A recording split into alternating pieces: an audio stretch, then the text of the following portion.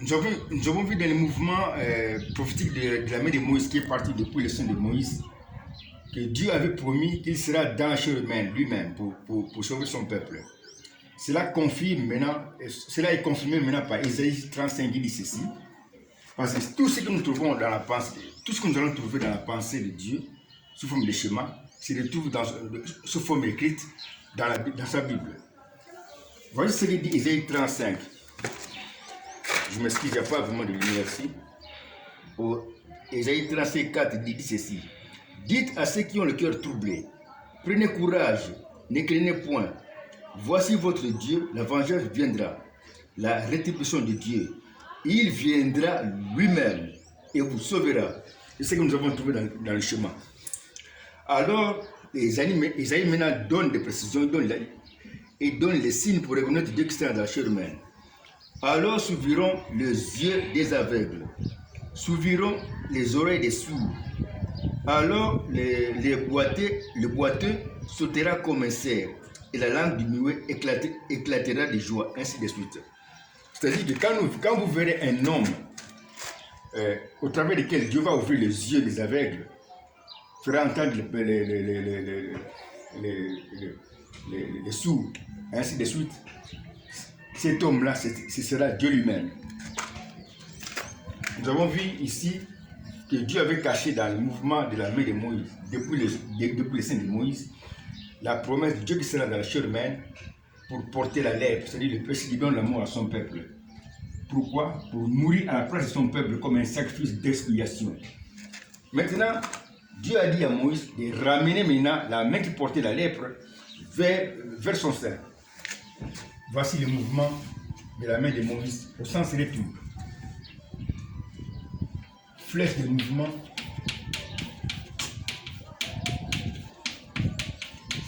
De la main de Moïse.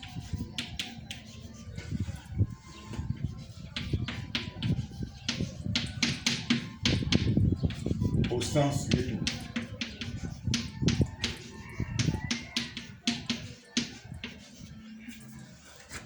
Au sens retour, cette main qui est partie des lèvres a un départ et aussi disons, les mouvements de la main de Moïse au sens retour que nous avons représenté ici par une flèche de mouvement a un départ et aussi une arrivée. Comme départ, nous avons aussi la lèvre. Comme arrivée, nous avons aussi le sein de Moïse.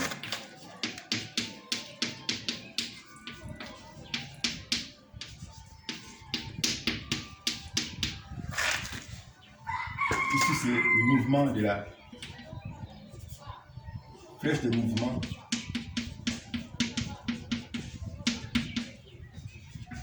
Le mouvement de la main. De la main qui porte la lèpre maintenant.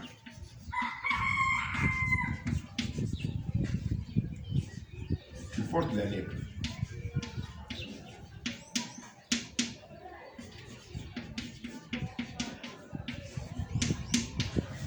Au départ, nous avons la lèpre. À partir de la lèpre maintenant,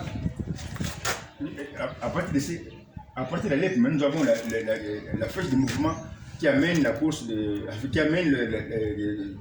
indique, disons, le mouvement de la main de Moïse jusqu'au sein de Moïse. Moïse a ramené sa main jusqu'à son sein, mais cette main avait porté encore la lèpre. Maintenant, il y a une chose que vous devez savoir. Dans le récit biblique, dans la pensée de Dieu, quand il y a un sens retour, tous les tableaux changent de rôle. C'est-à-dire chaque élément qui se trouve dans le tableau change de rôle. Ici, on avait au départ, au sens aller de la main de Moïse, depuis le sein de Moïse, jusqu'à la lèpre avait représenté le péché qui donne la mort. Le sein de Moïse avait représenté l'intérieur de Dieu, depuis l'intérieur de Dieu. Mais quand maintenant la flèche retourne, tout change. La lèpre change de rôle, la main de Moïse change de rôle, le sein de Moïse change de rôle. C'est une loi qui est dans le récit biblique, c'est la première loi du mouvement dans le récit biblique. Voici ce que dit cette loi. quand un personnage dans le récit biblique retourne, il change de rôle et de temps. Il change aussi les rôles de tous les éléments qui se trouvent dans le même tableau. C'est une loi qui dirige maintenant, c'est une loi qui dirige le récit biblique. Nous allons maintenant voir cette loi au jour de la fête des expiations, qu'on appelle la fête du grand pardon, dans le chemin du tabernacle. Voici ce qui s'est passé dans le chemin du tabernacle au jour de la fête des expiations. Nous venons ici.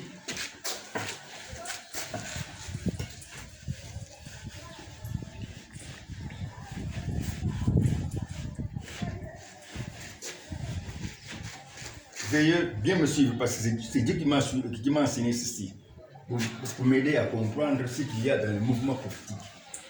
Il m'a enseigné largement et profondément sur le récit biblique, parce que le récit biblique est comme une bande dessinée hors série. Voici ce qui s'est passé dans le chemin du tabernacle.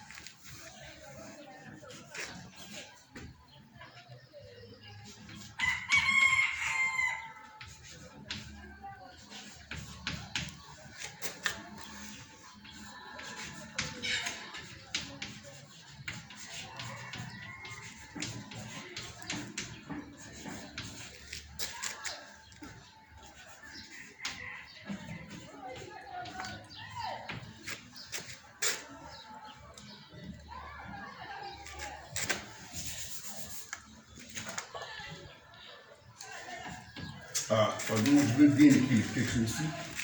Je veux bien expliquer la pensée de Dieu en rapport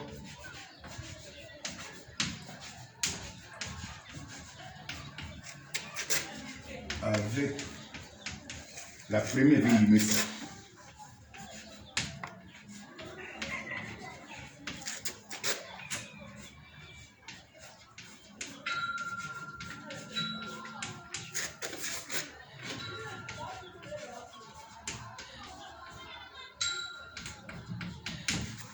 Ici, nous avons un rapport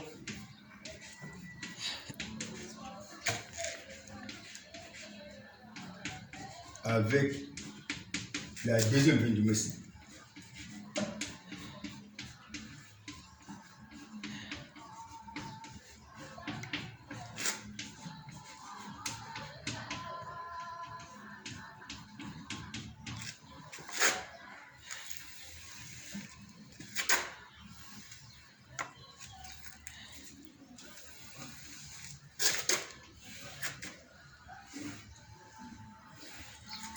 Voici ce qui s'est passé au jour de la fête des expiations, qu'on appelait aussi la fête du grand pardon. Le chemin ici est simplifié pour bien comprendre tout le chemin de prophétie.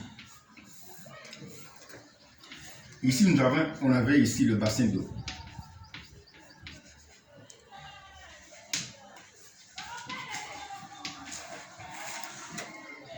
Ici,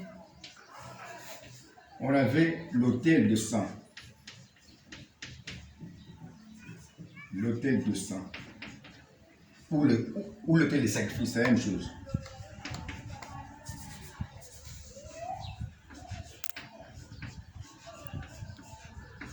L'autel de sang. Ici, c'est le parvis. Ici, c'est le lieu saint. Ici, c'est le lieu très saint.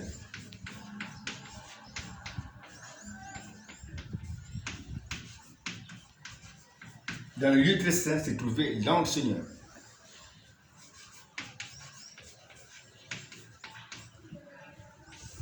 Qui s'était né au-dessus du propitiatoire, qui est le couvercle de l'arche. Ça, c'est l'arche. au-dessus de l'arche, au-dessus de son couvercle là, se tenait maintenant l'ange Seigneur. Je ne veux pas entrer dans tous les détails, je veux montrer seulement le changement de rôle quand un personnage biblique retourne. Ici, nous avons les voiles qui initiaient le lieu saint et le lieu très saint. Au jour de la fête des expiations, on l'a vu d'abord les sacrifices ici. Les sacrifices devaient porter le péché du peuple. Ça, c'est les sacrifices que j'ai dessinés. Il est d'abord lavé dans le bassin d'eau avant d'être tué ici, à l'autel. Je pense qu'on me suit. Après cela, le chef de tous les prêtres, c'est-à-dire le chef des sacrificateurs qu'on appelle le grand prêtre ou le souverain sacrificateur, il prenait le sang qui était répandu. Il entrait avec cela dans le lieu très saint, que je peux représenter comme ceci.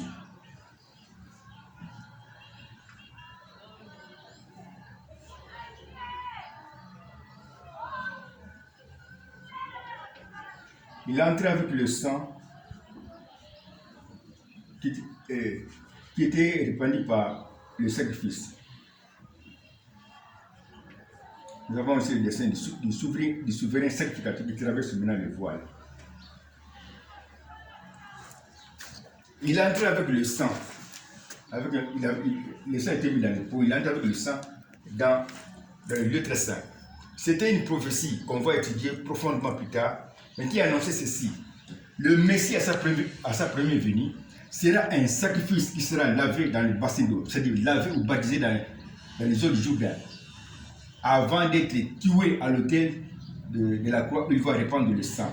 Mais le Messie va ressusciter parce qu'il sera le souverain sacrificateur qui va entrer dans le lieu très saint céleste avec son propre sang, c'est-à-dire avec son propre témoignage d'avoir répandu le sang à l'autel.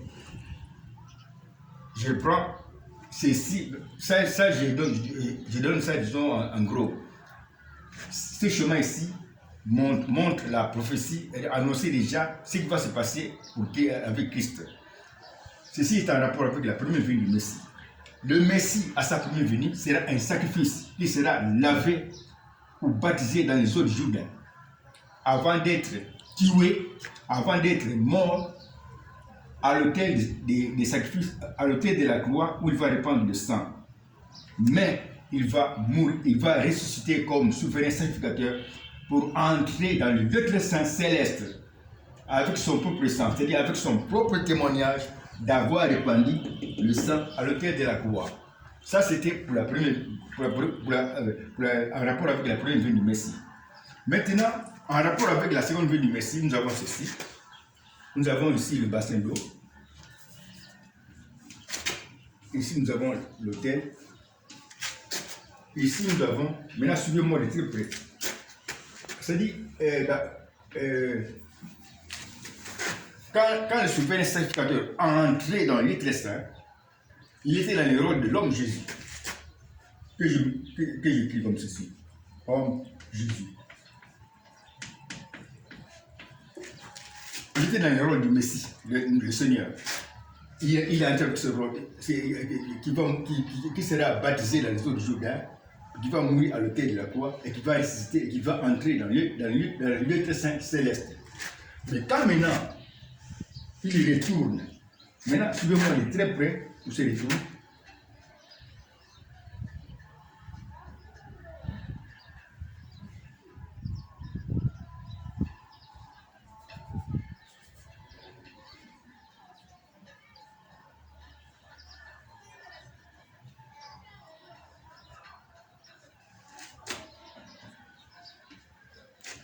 Quand maintenant le souverain sacrificateur retourne, tout change. Il change de rôle et de temps. Nous avons ici maintenant le souverain sacrificateur qui retourne. Il retourne avec un autre rôle, il change de rôle, selon la loi du récit biblique, la première loi du mouvement du récit biblique. Quand un personnage retourne, il change de rôle et de temps. Ici, on était dans le temps de la première venue du Messie, mais ici, nous sommes dans le temps de la seconde venue du Messie. Ici, maintenant, le souverain sacrificateur change de rôle. Il devient maintenant l'ange Seigneur qui descend. l'ange qui est Christ, l'ange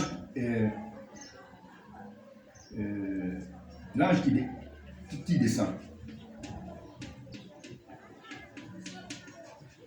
et qui a laissé au ciel son manteau de chair qui est l'homme Jésus. Je mets ici HG, l'homme Jésus sur le trône. L'arche ici devient le trône.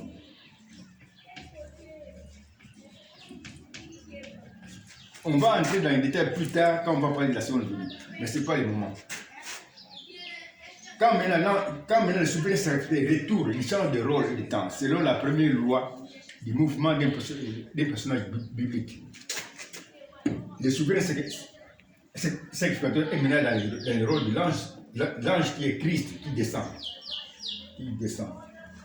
Il a laissé là-bas au ciel son manteau de chair qui est l'homme Jésus. Parce que l'ange du Seigneur et l'homme Jésus, c'est une seule et même personne. Ce n'est pas deux personnes. L'ange, c'est le même Dieu, c'est le même Seigneur, mais qui s'est déployé. Il s'est déployé en ces deux fonctions. Ici, nous avons la fonction de juge, ici, nous avons la fonction de sacrificateur. Il a des fonctions principales ou majeures parmi ces trois fonctions. On va en parler plus tard quand nous allons parler du nom de Jésus-Christ qui était caché dans Jésus, celui qui suit. Maintenant, nous avons ici le cas du bassin d'eau. Au sens retour, le bassin d'eau n'est plus le bassin d'eau devient le bassin de sang. Le bassin de sang. Au sens retour, l'autel des sangs n'est plus l'autel des sangs, l'autel devient maintenant l'autel spirituel du jugement.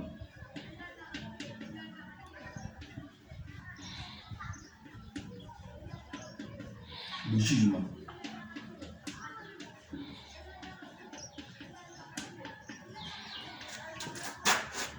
C'est-à-dire qu'ici, nous avons un, nous avons deux. Ici, nous avons le message, le bassin de sang devient ici le message de glace, avec lequel Christ va descendre en tant qu'ange du Seigneur. Nous avons aussi le message de glace. Le message de glace. On appelle aussi ce message de glace la première coulée du Saint-Esprit. Ou première coulée du Saint-Esprit.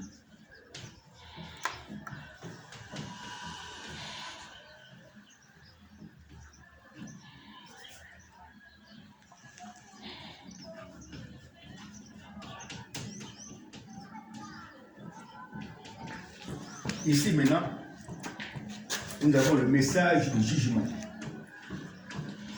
Parce que Christ qui retourne comme l'ange du jugement.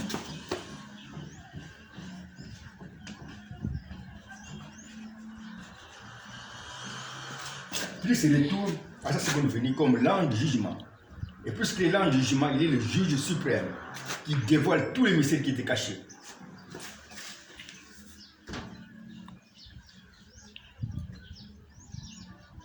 Le message de jugement qui dévoile tous les mystères cachés. Tous les mystères.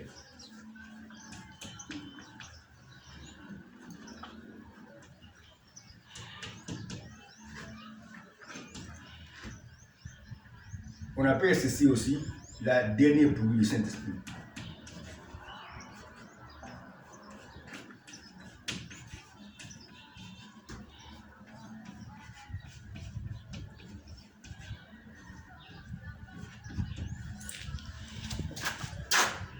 Je donne une précision. Quand le souverain sacrificateur retourne, il est maintenant dans le rôle de Christ qui retourne comme l'ange Seigneur, mais qui a laissé son manteau de chair au ciel, sur le trône. Il descend maintenant pour venir, il descend maintenant avec des choses. Il descend ici avec le message de grâce qui est représenté par le bassin de sang et qui est aussi appelé la première pluie du Saint-Esprit, ou aussi la première onction du Saint-Esprit. Il descend aussi avec le message de jugement qui dévoile tous les mystères qui étaient cachés en Dieu lui-même, c'est-à-dire dans sa parole et aussi dans le monde. Il vient pour dévoiler tous les mystères cachés parce qu'il est juge. Il descend comme le juge qui dévoile tous les mystères cachés. On va en parler plus tard quand on va parler de Jésus-Christ. Disons le Jésus-Christ qui était caché dans Jésus, celui qui suit. Ici, maintenant, nous avons HG. Au sens de c'est-à-dire l'homme Jésus qui est laissé au trône, sur le trône. Pendant que son corps, son ange descend maintenant, c'est le Seigneur. Ça, c'est le Seigneur. Ça aussi, c'est le Seigneur. Ce n'est pas deux seigneurs différents, non. C'est le même Seigneur qui est Dieu qui était dans la chair humaine, mais qui s'est déployé. Il se déploie maintenant en ces deux fonctions majeures ou principales, parmi ces trois fonctions. Il descend ici avec la fonction de juge, qui va dévoiler tous les mystères qui étaient cachés en lui-même, dans sa pensée et aussi dans ce monde. C'est un message-là qui dévoile tous les mystères qui étaient cachés. On appelle ceci la dernière pluie du Saint-Esprit. Pourquoi il fait ça? On verra ça plus tard, mais ce n'est pas notre temps. Nous voulons seulement montrer ici qu'il y a un changement de rôle pour un personnage biblique qui retourne.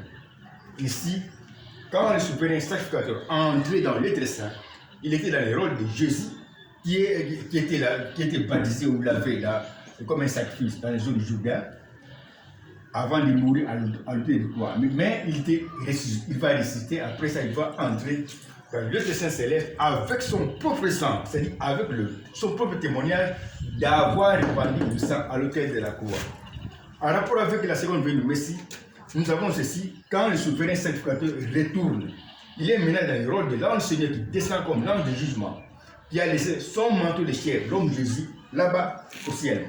Il descend en l'eau avec deux choses, avec le bassin de sang et aussi avec l'autel spirituel de jugement, qui sont représentés par le message de grâce. Ça, c'est le message de grâce.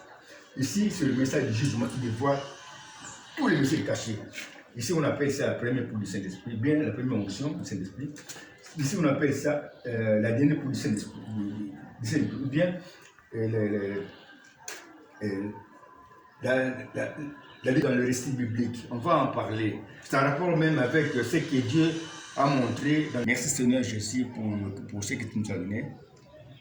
Viens nous aider pour continuer le sujet prochainement, qui montre clairement ce que tu as caché. Sois béni pour tout, au nom de Jésus-Christ. Amen.